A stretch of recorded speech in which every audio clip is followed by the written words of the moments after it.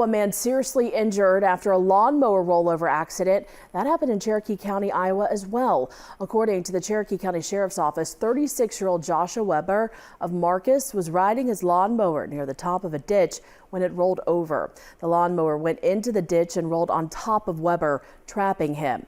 That happened late Tuesday night, just before midnight, near 560th and G Avenue. First responders did transport the victim to a local hospital with serious injuries. And while investigating the rollover, authorities determined Weber was mowing at the top of the ditch when that accident happened.